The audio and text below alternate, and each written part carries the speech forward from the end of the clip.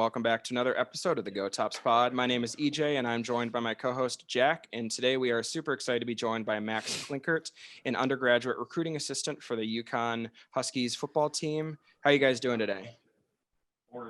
Good. Thanks for having me. Absolutely. Thank you so much for coming on. So we are now just under 2 weeks post National Signing Day. So we're really excited to have you on to kind of talk about that maybe a little bit, just understand a little bit more of the recruiting process from an FBS program, and kind of just maybe some of the roles that you have taken on as a member of that recruiting process. And so I guess we just had some questions for you. I know Jack, pretty excited as well. So Jack, why don't you take things away? Yeah. So UConn transitioning from the AAC to the independent, obviously with some big news. How has that impacted recruiting for the school? It's definitely changed a lot. Some kids, they really like the whole conference thing. You can battle the same teams every year. But me personally, I think it's honestly easier. Like, you could sell a schedule a lot easier when you face teams like Ole Miss, Clemson. We travel around the country a lot too. And I know a lot of these kids aren't from Connecticut or this local area. So like a big selling point to kids in like the Carolinas, for example, is that we play like UNC, Clemson, all those schools down there.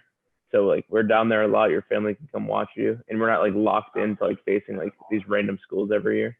Just to add on to that, you think, I know you touched on the schedule. Do you ever have kids that are interested, let's say from Texas, and you're like, oh, we could maybe play Texas Tech or something like that? Are you ever like, hey, there's a possibility if you come to our school that we'll be going to your home state in the next 4 years and you can go home and have your family watch you?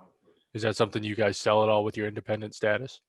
I mean, definitely. Most of our schedule is like planned pretty far ahead. Like they have game schedules for like 2027 and stuff I'm way gone for. So like, but we always have openings. Like we'll fill like random schedules for teams that drop games and such. So that's definitely a selling point, because a lot of the kids we get recruiting wise are coming from Florida, Texas, like not Connecticut. So it's definitely helping that you can go and sell a school and be like, hey, we can go to this away game and your entire family can come and watch you. Mm-hmm. So for UConn, they, I guess, in a bit of a bowl drought right now. They haven't made a bowl since 2015. Have you seen any impact? Has there been any impact with recruiting on that? I guess, is that something that kids coming in are really interested in? Obviously, kids want to play in bowl games, but is that something, have you seen like a drop off in recruiting at all because of that? I mean, it's kind of hard for me to tell because I haven't been at the program for all that long. It's only been about 2 years for me. But I'd say bowl games goes from kid to kid. Some kids don't care about bowl games at all, and some kids it's like the end all be all. But it's like a nice little landmark you can get to show improvement. So I think we're definitely motivated to get the bowl games, and I think some kids want to play in those big games, but I think kids at like our level of recruiting wise, with the schools they're getting offers from, most of them aren't going to be playing in like New Year's Six games or anything. So it's kind of tough. It's tough to like gauge how much a kid cares about a bowl game, because I know some big schools, when they play in these small bowl games, they don't care at all. They have all like, look at even Florida this year, they're facing Oklahoma and they got all their players sitting out pretty much. Yeah. So like it's kind of tough. It's more of a player to player basis. And with Randy Edsall, he's got that success in the bowl games, 4 bowl games between 2007 and 2010. So he's got that kind of experience and I guess proven bowl game success that he can kind of play off of. I guess the next thing I was going to ask, so UConn was one of the few FBS teams to postpone their season. Hopefully they're able to play in the spring. So they were one of the teams that did not play in the fall. I guess, what has that been like, and has that affected recruiting at all? I know there's the blanket kind of waiver for guys to be able to come back if they want to, but have you seen how has that affected the recruiting at all, if at all? Yeah, it's been weird since like we don't have games this year. There's a lot of lifting, a lot of practice, but then you got to worry about the whole COVID thing. So they've been monitoring that really closely. Practice is like not normal practice at all. And then it's affected like the recruiting side a lot, because since we don't play, every single kid gets another year of eligibility. It really messes with our like scholarship spots and all that. So recruiting's been a little bit weird, because instead of being like, oh, we have this many seniors, we need to fill this many spots at each position, it's kind of difficult because all these kids, no one's leaving, but we're still bringing kids in. So it's a lot more Mhm. of a balance. You have to get the number right. And I guess, in as far as the actual recruiting and how COVID is affecting the actual recruiting, has there been any like notice? Obviously, you can't have the on-campus visits as much, if at all. I guess, how has it affected the way that you're able to recruit? Oh, definitely. Because a big selling point for us, we got a really nice facility, like pretty new, made in like the mid 2000s, real nice stuff. So a lot of the time, that's the way we would loop kids in. Come on an official visit, you could see the facility. It's a great campus, great school. So a lot of kids really like that. And it's kind of weird because we can't have anyone on campus. It's a Mhm. dead period, and they just keep extending it. So Yeah. it's a lot more just like you try to make connections over the phone and virtually, and FaceTime calls and all that. But it's definitely not the same. Yeah, I guess, are you able to use those FaceTime calls to kind of show off the facilities at all? I mean, our coaches definitely do that. They would have like Zoom calls with the kids' Okay. families and stuff, and they'd like talk to everyone that you would talk to on a normal official visit. But like, Okay. it's obviously not going to be the same. Oh, absolutely. You don't get to see that game day experience that is so much fun to see, that there's the team that you'll get to watch against another team, and just that atmosphere with the crowds and stuff like that. It's just, no one gets that this year. And I mean, from a watching standpoint, it sucks because I don't think there's anything better than just like a night game, packed house, maybe a rivalry game, and getting to see that. It's just, it's hard to kind of get up for those games. Maybe if you're a player too, and then of course recruiting. Do you think it's difficult for the university to overcome that traditional like basketball powerhouse label and kind of show that you guys, I wouldn't necessarily say that you guys care about the football program, but that you guys are more than just a basketball school? I mean, it's definitely tough. Like that moniker's on a bunch of schools, and some schools struggle with that a lot more than others. Mhm. But like, I think the transition back to independent is honestly kind of good for us because it takes some pressure off of us. Because the whole reason UConn moved to the AAC was for football because the Big East was dropping football. Mhm. So that's when you saw that big scatter with a bunch of schools going to the ACC, the Big Ten, those former Big East schools. So I think that was like they're trying to transition into football because that was right as we made a BCS game when we played in the Fiesta Bowl versus Oklahoma. So we were trying to like transition up a level. But I think honestly, I think moving back to the Big East is kind of a good thing for us because it kind of takes the pressure off us a little bit. Because at one point, I know the student body as a whole kind of has a little bit of resentment towards the football program just because of that move out of the Big East. It kind of hurt our basketball program. So I think the label's a little bit hard to shake, but I think on like the football side of it, like kids that actually like football and are into football, so the kids we're recruiting, I don't think it's that big of an issue because they're into the football thing anyway. But I think for like the casual viewer, more or less, it's a little bit more difficult because everyone thinks of UConn just for their basketball program. And does it help at all? There aren't as many, I guess, FBS programs in the Northeast. Does it help at all, kind of with UConn being one of the few teams up there? I guess as far as pulling local kids. Oh, for sure. I'd say like Connecticut, we have a good hold on that.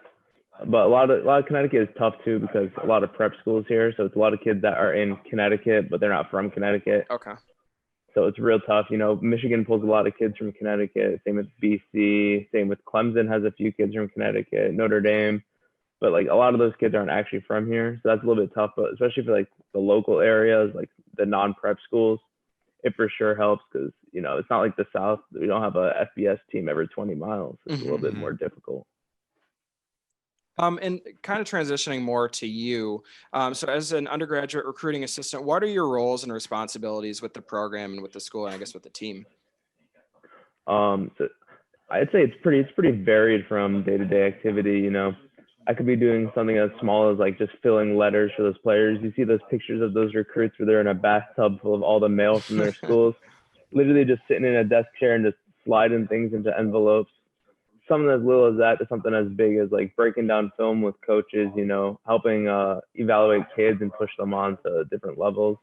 So we recruit through like a pyramid. So like we're like the base level, and we'll just skim through all the film. Every single kid that gets pushed to us, skim through that, and then we're gonna push them up to their position coach, which pushes it to their area coach, and then head coach if it gets that far.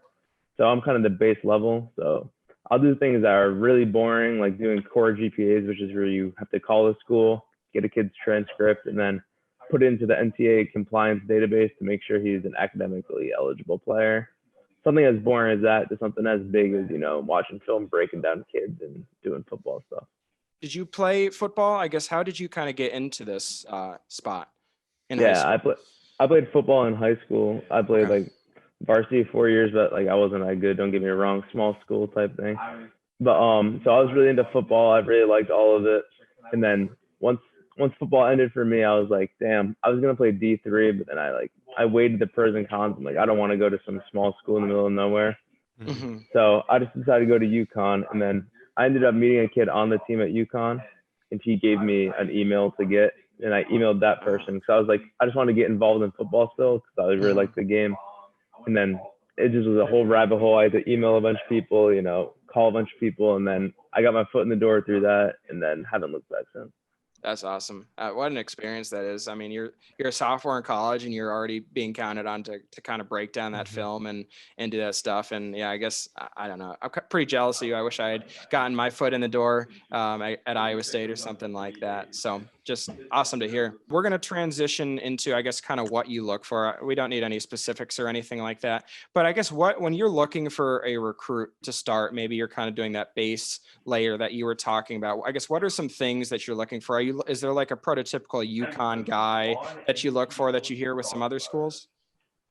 I would say not prototypical UConn guy, but we definitely have like a type, especially for different positions, like offensive line. We're gonna want like a tall, lanky. Like you see, like teams like Coastal Carolina doing really well with like these 5'11", just straight units at center and guard and stuff. Mm-hmm. That's definitely not our type. Our type is like, if you pay attention to the draft at all, we had our left tackle we drafted to the Giants in the third, Matt Pert. He's the prototypical UConn guy, like a 6'8" dude, doesn't look, no fat on his body, even though he's a tackle, long arms. I think he had a 7'1" wingspan. Wow. Jeez. That's the UConn type. We want like a raw, you can be raw if you need it, but like that frame is huge. And then especially on defense, we want like a quick guy. We run a really weird scheme. Like we run like different schemes, multiple options. So like we run nickel a lot, and then we have a lot of rovers, which are like those stand-up two-tech ends. So we want like a really athletic linebackers, and then just absolute dogs in the middle. You got to have like just a big body D tackle, but we want like a 3-down guy. So not someone that's just going to stop the run all the time. We need someone that can get some pressure from the middle to force outside the pocket. I'd say those are our main guys as for like physical stature and such. And then like, obviously you got to be a smart kid. UConn's a pretty decent school. We want kids that like, have their head on straight, don't have any off the field issues, that kind of stuff. Does it help when you have a lineman being selected in the draft, and that's kind of in the mold of your UConn guy? Does it help to say, hey, if you can see this guy being drafted, if you come here and we can work with you, and then that could be you? Does that help you in recruiting? Oh, definitely. I think that helps everyone. Like kids see a kid, it's like, oh, I play left tackle, and this kid just went from this school and got drafted in the 3rd round, like a day 2 pick. Mm-hmm. Like it's really easy when you could see the path. It makes it a lot easier. I think that's what's tough for a lot of these smaller schools, especially in the Northeast. You see like schools like Monmouth, for example, just off the head, like they don't really have a lot of NFL guys, not a lot of NFL talent. So it's harder for a kid that wants to make it to that level and to like see that path. But when you have like a bunch of people in the NFL, especially for FBS schools, it makes it a lot easier to see like, hey, I can just follow this and trust the process and I work hard. Absolutely. I guess as far as recruiting, and we're talking a lot about schools in the Northeast, do you have any schools that you consider to be your, I guess, recruiting rival? Oh, definitely. I mean, so we do like recruiting areas for the undergraduate assistants. So my recruiting areas are like New Jersey, Connecticut, Mass, New York. Those are my main ones. And then I do in Texas and Florida. So I'd say the biggest ones for me, like every single kid that I go over that I think is good always has like a Rutgers offer or a BC offer. We compete a lot with Rutgers on those kids. And then obviously a bunch of MAC schools, all those, like Buffalo has a bunch of good talent. They do a really good job recruiting. And then a lot of different schools. Some schools don't do as much research as you'd hope. Like, not to calling schools out, but some schools will just like throw shit at a wall and see what sticks. You know what I mean? Like offer a kid and then pull offers as they get commitments and see what a kid is about. We do the opposite. I told you about the pyramid. We have a whole step-by-step process to get a kid offered. So if we offer a kid, it's legit. He can commit at any time. So we do a lot more background research. Okay. So I think some of these schools, it's like you're a recruiting rival, but like we don't really know if it's a real offer or not. Yeah. But yeah. I'd say for my kids, the kids in my areas, Rutgers for sure, Central Michigan, Buffalo, and then in Florida and Texas, we compete a lot with like those like UTSAs. I'm trying to think, Texas State, UTEP, USF, places like that. yeah, UTEP, exactly. Mm-hmm. Real quick, EJ, I don't mean to interrupt you, but I mean to interrupt you. Just to circle back, you were talking about your ideal defense. How you have stand-up D tackles. Would you say that prototypical Connecticut guy would be like a Ryan Kerrigan or a Montez Sweat in the NFL? You know, those guys that can defend the pass as well as get to the quarterback and get to the running back. Would you say that's kind of what you look for in like a linebacker slash DT defensive player? I'd say for linebacker, I like a guy like a Devin White, for example, or Okay. like a fast, real quick, pretty much can cover any back, because like a lot of offenses will do a little bit of like a small on big thing, which is where you try to match up your running backs with like a linebacker or a tight end to the safety, where you get mismatches just off physicality. So I really like those linebackers that can cover those like scat backs that you see, like those real small dudes that are just so fast out of the backfield. So I like a Devin White type, Devin Bush type linebacker, like in this year's draft, like Parsons, for example, he's the perfect kind of guy that I would like. Mm-hmm. And then for end, I don't put as much emphasis on the like the pass coverage side of it. So I'd say more of like a Bradley Chubb, for example, or Okay. like Yep. a guy that can stand up and then still put his nose in and stop a run, or just fold the edge almost. That's what I would say. And also, I know you said you recruit part in Jersey, right? Or you kind of have an area in Jersey. One of the University of Iowa's pipeline states is New Jersey. They get a lot of running backs out of New Jersey. Do you ever see when you're looking up a kid that, oh, he's got interest from Iowa or he's got interest from somewhere in the Midwest? Because EJ, I think Wisconsin recruits. Isn't that where Melvin Gordon's from, right? New Jersey? We had Jalen Berger's out of Jersey right Yeah, now. Corey Jonathan Clement, Taylor. Jonathan Taylor. We go back. I mean, Wisconsin's kind of got a running back. I know Taylor was he was originally committed to Rutgers, and then he switched to Wisconsin. Yeah. So Jack, why don't you talk? Oh yeah, because we love Jersey. I guess last year when you were able to bring kids in, were you like, okay, well, you get to try on the uniform, like you get to take pictures in this, like you can have some gear or whatever. Was that one of your selling points of a recruiting visit? Oh, for sure. I think that's the kid's favorite part. Like, especially on visits, you know, the family, they want to hear from like the medical staff, hear about the nutrition plans from the strength. But they just want to get the pictures and the jerseys. You know what I mean? Mm-hmm. So I think that's a huge point. Like, I think we have a good color scheme going on. Like, you can't really decide that. So I feel bad for those schools that have like brown in their color scheme or something. Yeah. But definitely helps. So when you graduate, do you see yourself staying with the University of Connecticut? You know, I'd take a job wherever I could, honestly. Football's kind of a weird thing because it's not like you don't fill out like an application and you're not just like, hey, I'd like to be the, you know, director of player personnel at said school. It's kind of like you got to know someone. So I've been really hammering home that whole like meeting people, you know, making connections within the industry. So is there anyone that you were like, oh, I would really love to work under them? Do you have anyone like, oh shoot, I don't know, like a Paul Christ at Wisconsin, a Matt Campbell? I don't know. Is there anyone that just like you're just like, oh, like I really can see myself like wanting to work for them someday? Oh, definitely. There's definitely a few of those. I think off the head, you know, being a little bit out there, but like Lincoln Riley, for example, young coach, really fun to watch. Love it. Also, Mike Leach, he's my favorite follow on Twitter. He's the GOAT. And I love the air raid. I think it's a great offense. People hate on it too much. I think that'd be a really fun one to work for. And then last one, Kirk Ferentz. I know he's an Iowa guy, but just because he went to UConn, I think that'd be a nice little connection. Yeah. I guess, have you heard anything? Are they for sure or for sure not playing in the spring? I guess, is there any word on that?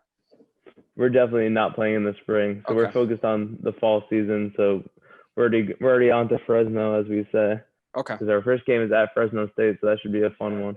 Okay. Yeah. No, it's. I mean, I I know some schools are playing in the spring. I just think it kind of can throw you off because then you're playing in the spring, but then you have to immediately when spring is done, then you have to play in the fall too. So you don't get that spring camp, and then you have injury. I mean, it's just like, I'm never going to say no to watching football. But it kind of adds an added wrench into the plans and then keeping guys healthy. And then the hope is by I guess fall, hopefully things will be back to normal so that we can see his teams traveling across the country to play each other. Jack, let's have a quick chat about NCAA 14 and maybe. So the greatest, you want to talk about the greatest video game in the history of the world? Yes. Working in recruiting, do you find it? I asked this on the interview we had yesterday. Working in recruiting, do you find it really easy to recruit in a video game? It's definitely a lot simpler. You don't have to scout. You don't have to watch any film or anything. Mm-hmm. You just go straight in. Once you get that tree filled out, so you can just hit scout once and you know what a kid's overall is. Yep. Yeah. It's pretty simple. Yep. So that's pretty great. No, I think that's one of the. I think that's I think that's one of the fun things of like EJ said, starting at like a UTSA or like starting in an Idaho where the coach is not where you're like a level 1 and you have to work your way to get those skill trees and you have to think, am I going to put it towards recruiting or am I going to put it towards my actual head coaching skills? So I think that's a cool dynamic. I hate defense, so I'm always an offensive coordinator wherever I go because defense is for weak-minded people. So I don't play defense. I do the head coach just so I can get all the trees and everything, but then I just skip the defensive side of it. I'll just sim till I have the ball. Yep. I mean, let's be honest. Do people? I mean, I'm a Wisconsin guy, so of course, like our offenses struggle sometimes here. So defense is kind of the calling card under Jim Leonard. But if I'm being honest, when you're talking about Mike Leach, I remember that first game versus LSU this year, where KJ Costello, what did he throw, 530 yards or something? Like something insane. Torching Bo Pelini down there at LSU. And then of course, Bo Pelini's out. But that's why you watch college football, is I want to see points. I want to see 80-yard touchdowns. Like that's what's exciting to me. And so I think it's hard because everyone wants to play quarterback and you get coaches like that, but I love Mike Leach. I think he's an awesome follow on Twitter as well. And I know when he was at Wazoo, I think he was teaching a class like undergrads could take the class. Like that's unbelievable. Definitely would have liked to be there to see that, just to kind of see some of his like memes that he does. Like, I don't know. I think that he can like with that relate well to people that are our age. And I think that helps when you're kind of like in touch with this generation. Mm-hmm. I think he gives some of the greatest interview question answers. He's like, I put it as he's like the Greg Popovich of NCAA, the NCAA football world. So yeah, Greg Popovich, good as well. So Max, thank you so much for hopping on. I hope you're staying warm and safe up in Connecticut right now. And just thank you for coming on and doing this to kind of get some more insight on UConn, and definitely just excited to watch them at a first game against Fresno and just the rest of their season kind of as they transition into independent and just able to play more teams. I know I was checking out the schedule and it's just like what you're talking, like they're all over the country playing all sorts of different teams in different conferences. And that just makes it fun because they're just leaving their mark on different teams in different parts of the program, and probably more visibility as far as people are able to get their eyes on them, and more people will be kind of talking about them than maybe in the AAC. So thank you so much. And please everyone give a follow to Max on Twitter at Klinkert Max, and to the UConn football team at UConn football. Definitely worth the follow and worth following along as the off season goes on, and we go get some actual football back. So pretty excited for that. So thank you so much to both of you, and thank you to all of our listeners for tuning in, and you all have a great day.